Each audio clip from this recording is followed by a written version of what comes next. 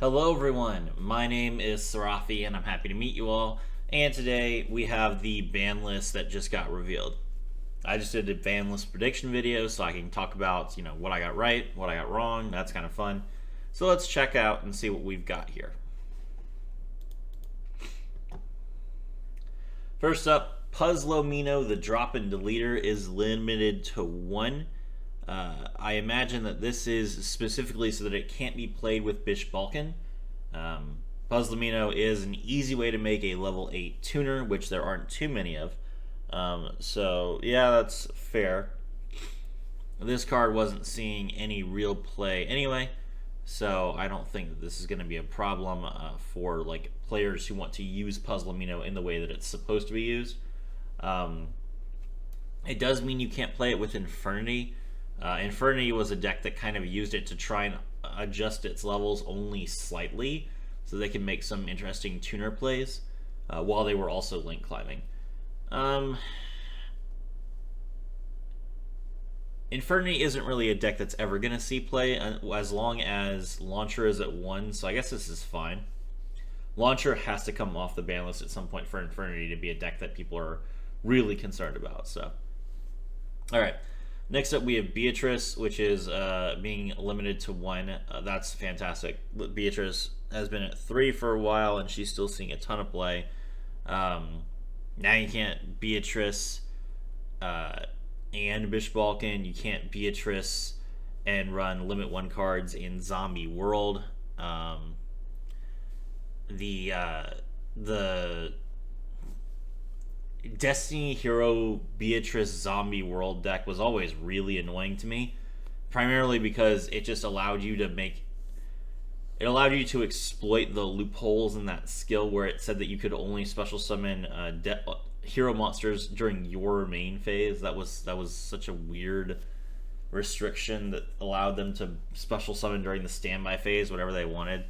So I don't know if there's a limit 1 card in D Heroes, but I hope there is so that they can not play this. I'm actually gonna check. Let me see. You can't play Super Poly, so that's good. But I don't think that the D Hero version of Zombies was playing Super Poly. But I mean, let's see.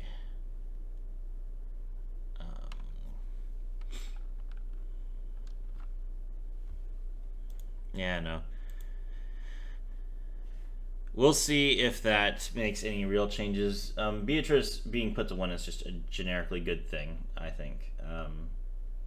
And they'll just need to limit some other cards to make her see less and less play across the board. Next up, we have Invoked Costus being put from Forbidden to 1. I predicted this. Cool. I was just like, okay, it can't be destroyed, but I mean, it can't be destroyed and it can't be targeted, but we've been having to deal with that for ages.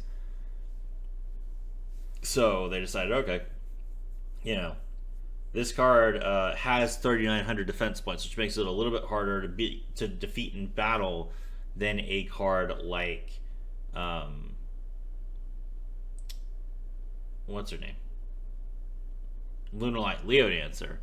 But we have tools that affect the graveyard, so it's not guaranteed that you'll be able to use your invocation to return Alistair the Invoker to your hand when you play this card. I mean, you can just crow it, or you can play Skullmeister, or you can play the Transmigration Prophecy. There are a lot of graveyard hate cards in the game at this point, so I do think that if Invoked suddenly rises up, people will just start countering it. So I think this is going to be a fine change for Invoke players. And this card was rare. It never really felt good to have this card just banned when you had like 8 copies of it. So yeah, that's great. Next up, we have Star Seraph Scepter being limited to 3. I did say that this might be a change that they went with. This card will be limited to reduce the stability and ease of deployment of Star Seraph decks and their ability to summon many monsters on 1 turn. That doesn't change that at all. It's not like you're reducing the number of Star Seraph cards, you're just making it so that they can't play limit 3 cards, which is fair. So no more Crackdowns or Book of Eclipses for Star Seraphs, which is very nice. I do think that Star Seraphs will play 3 copies of Scepter anyway, as opposed to playing like maybe 2 copies of Scepter and the Book of Eclipse, because they benefit from having Star Seraph Scepter in their hand, so they can play a different card from their deck. So, yeah. Next up, we have the Dark Lord Contract and the Sanctified Dark Lord going from 2 to 3. I did say that Ixachel should be unlimited in my review. This is basically the same thing as unlimiting Ixachel. Just making it a little bit better to play Dark Lords. The Sanctified Dark Lord is kind of a powerful card because it negates an effect monster's effects without targeting it. This is actually one of the easiest ways to out Blue Eyes Chaos Max Dragon.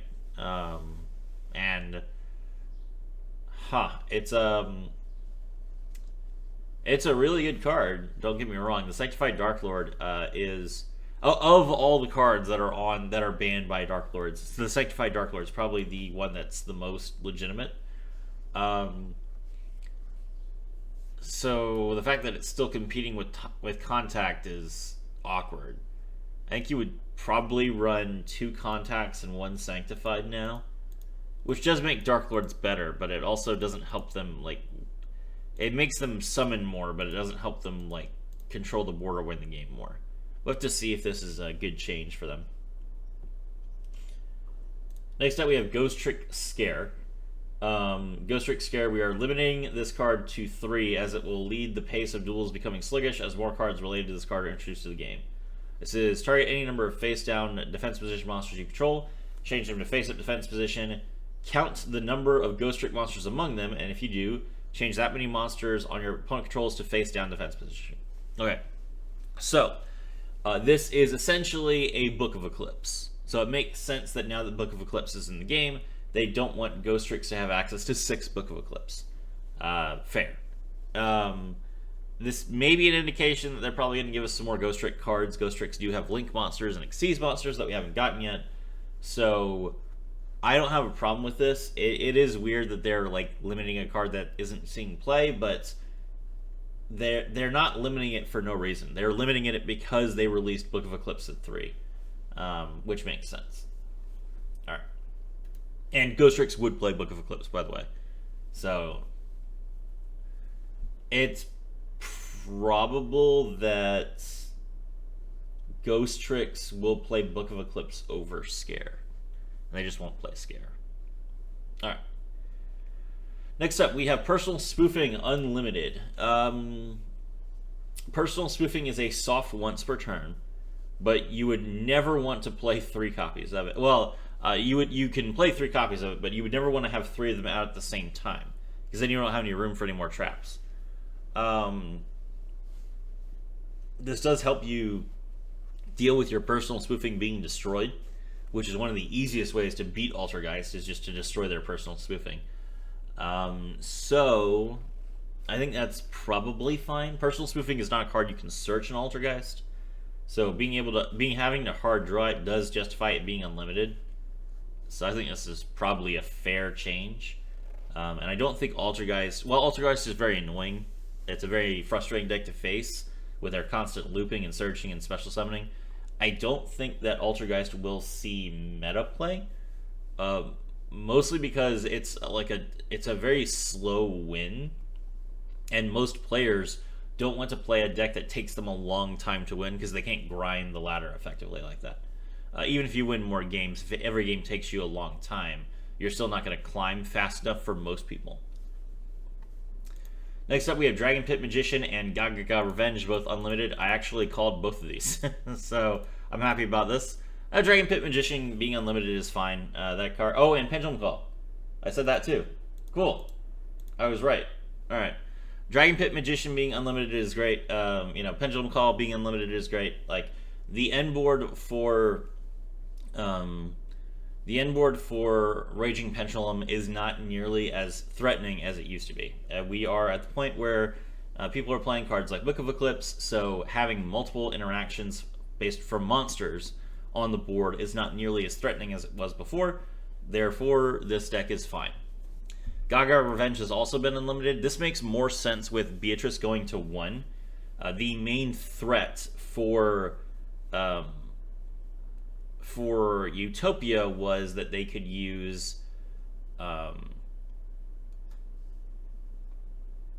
Beatrice and the Phantom Knight's rank up magic launch. So that's why they put Revenge to 1, so that Revenge like conflicted with rank up magic launch. Now Beatrice conflicts with rank up magic launch, which is that's better anyway, because before it was just that Gaga was just the best one to do it, but you could still do it with any deck. Now you literally can't, no matter what deck you're playing, Beatrice to mill the Silent Boots and then search your rank up magic launch. So yeah, this is a very good change. Good for Utopia players. Pacifist, the Phantasm City. This is interesting. This deck has seen play since it came out, but I don't think it's seen as much play as they were expecting. And I don't think that's because the deck is bad. I think it's because the box overall was bad. I think most people skipped this box. I know I did. I don't think this is going to change much. So good for the Pacifist players. You guys can play some Limit 3 traps now. I hope you guys do well. Next up, we have Torn Scales being unlimited. What does this change? Torn Scales is a powerful card, don't get me wrong, but PKs don't really have a lot of room in their deck, so I don't know if they'll be able to play like just random Limit 3s even now. It would certainly help their end board if they could set some back row, but how consistent would that be? It's not like they have like raw draw. I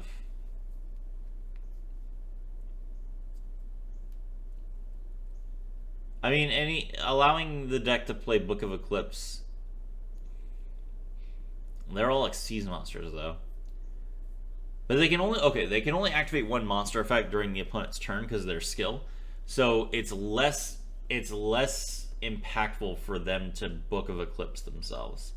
Okay. Yeah, I think this is fine. This will be a good change. Next up, we have Shiranui Spirit Master being unlimited. So that was limited to, I believe, 1, so that Shiranui couldn't play. What was the card they weren't supposed to play?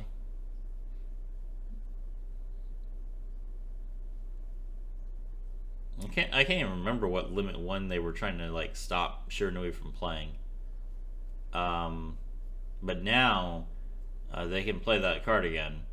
This is fine. Shiranui is still good. I've still seen a lot of people play Shiranui, especially in the KC Cup, because it's a cheap, effective deck that most people have, and the skill is really strong. But even if the skill is strong, you can still out the special summoned like Shogun Saga with Book of Eclipse. So Book of Eclipse just gives us so many new unique outs to dealing with like these global threats, which is interesting. So yeah, I think this is fine. World Legacy's Memory and Transmodify, both unlimited. I believe I called both of these as well. I can't remember if I specifically said World Legacy's Memory should be unlimited, but I know I said Transmodify should be. That's great. Fantastic. Transmodify being unlimited is good for Infinity players, but they just had Puzzlemino limited, so unfortunate. And then you have World Legacy's Memory, which has been unlimited.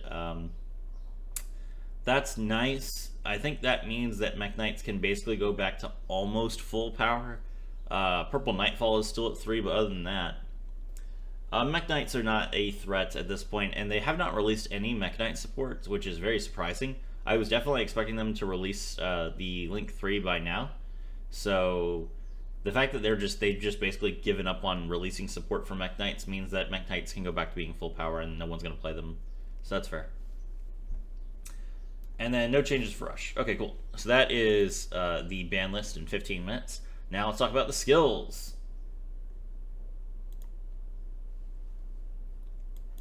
All right, so these are coming on October 8th. They buffed a whole bunch of skills. So first up, the Bane of Darkness skill has been changed. This is the Buster Blader skill. You can normal summon Dark Magician and Buster Blader without attributing, but you can't special summon level 2 or higher monsters except for Buster Blader monsters and level 6 or higher Dark Spellcaster monsters and level 7 or higher Dark Dragon monsters with 2400 or less attack. So that's Red Eyes. So why? Red Eyes and the Buster Dragon. Oh, we can summon the Buster Dragon now? Hold on.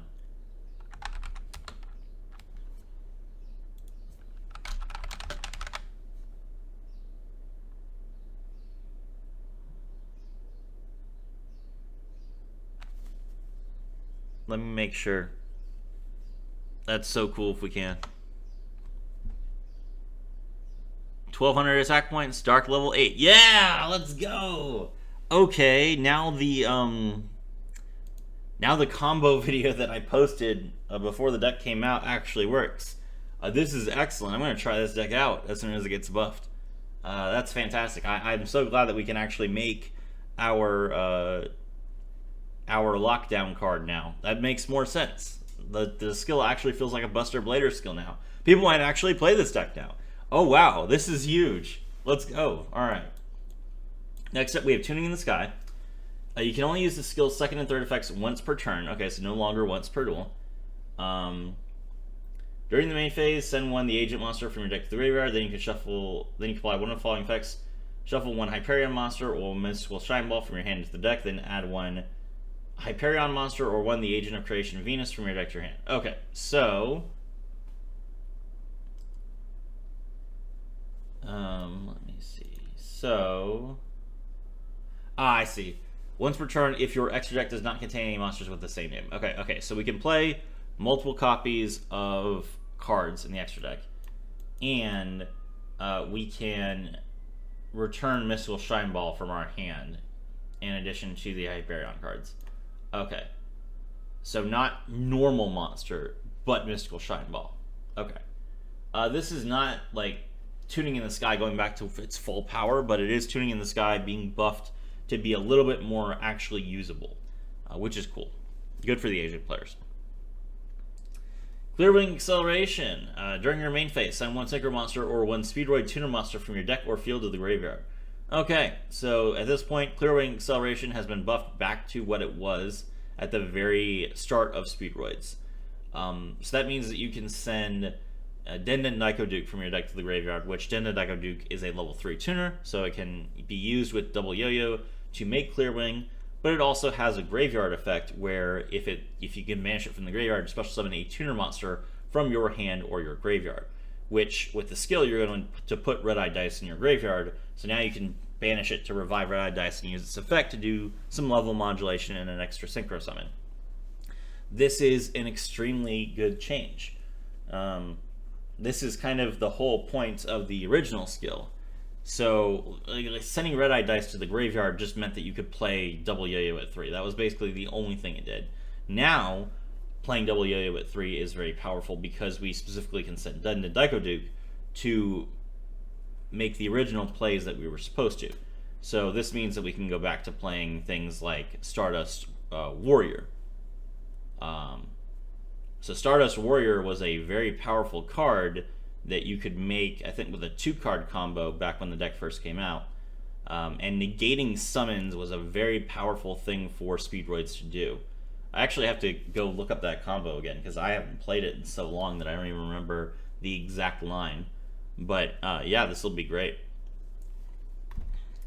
The next we have Spellcasters Exchange, Zombies Exchange, Fiends Exchange, all being able to be used during your main phase at any point instead of at the start of the main phase. That was an unnecessary restriction, to be honest. So it's cool that we can, that players aren't punished for playing a card, basically. Alright, Barian Battlemorph, the Barian's White Shield. So the second effect can be used once per turn, but the third effect can only be used once per duel. Okay, so that makes the deck a little bit worse. basically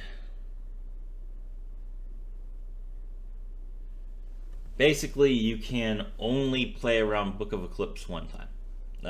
So if you get Book of Eclipse multiple times, then you are just stuck, which seems more fair. Okay, I can appreciate that Star Seraphs have been hit this much. I think that Boral needed to be hit more. I would have liked to see Melody go to 3. I don't really have a problem with the Time Thieves or Lyrelusk escaping the ban list. I think that they're both too new.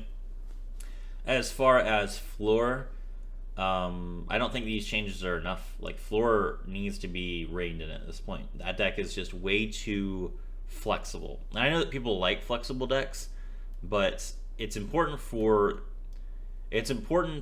competitive play for there to be at least some predictability. When a skill can be played in so many different ways, it raises the question of how you're supposed to prepare for it. So, yeah, it's just, there's just too much, there's too many things that you can do with this skill. There's too many ways you can build this deck. So it does need to have some restrictions put on it somewhere so that we can kind of say, okay, this is how you play Floor, as opposed to being able to play Floor however we want. It was fun to do that for as long as we have, but we can't do that forever. It's really going to become a point of frustration for players, moving forward if we don't tamp down on that. Anyway, that's my video. My name is Rafi, and I was thrilled to have all of you with me.